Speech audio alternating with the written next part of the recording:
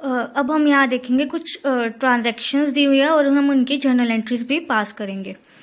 First one is Mohan commences business with ₹5,000 कि मोहन एक business start किया अपना 5,000 रुपीज़ के साथ, कि मतलब मोहन इतने रुपीज़ की कैपिटल लेकर आया है।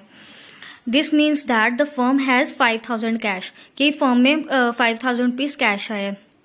According to the rules the increase in an asset has to be debited to it. अब हमने पढ़ा था कि जब भी हमारा एसेट बढ़ता है तो वो उसका जो अकाउंट होता है वो डेबिट हो जाता है।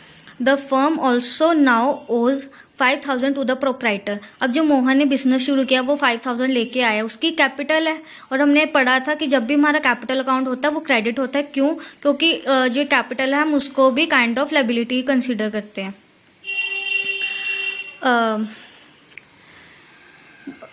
The rule given above also shows that the increase in capital should be credited to it। इसलिए अब हम देखेंगे इसकी जर्नल एंट्री हमने कैसे पास की है।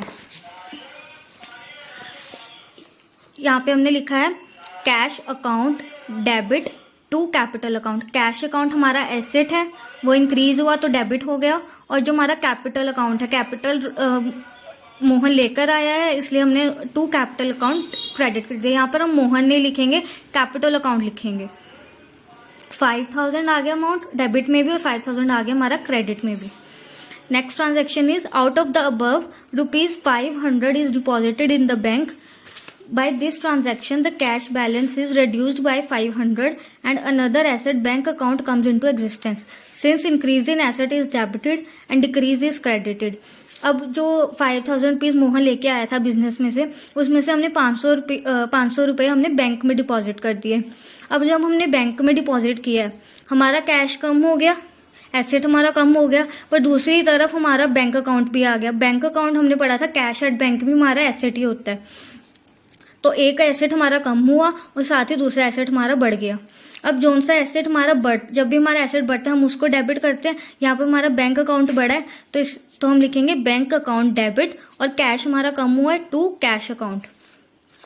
अमाउंट डाल देंगे 500 एंड 500, और यहाँ पर हम नरेशन लिखेंगे being cash deposited in bank. Last transaction में हमारी नरेशन थी being capital introduced by Shri Mohan. Our third transaction is Furniture is purchased for cash ₹200. Applying the same reasoning as above, the entry will be अब जो हम business है, business ने furniture purchase किया 200 का। अब फर्नीचर है, फर्नीचर भी हमारा एसेट है, एसेट हमारा इंक्रीज हुआ तो जो हमारा फर्नीचर अकाउंट है वो हो जाएगा डेबिट। अब 200 रुपये हमने खर्चे हैं, कैश हमारा कम हो गया, एसेट डिक्रीज हुआ टू कैश अकाउंट, अब कैश अकाउंट क्रेडिट हो जाएगा। 200 अमाउंट फिल कर दिया हमने दोनों कॉलम्स में। नरेशन आएगी हमारी बीइंग फर्नीचर परचेज्ड।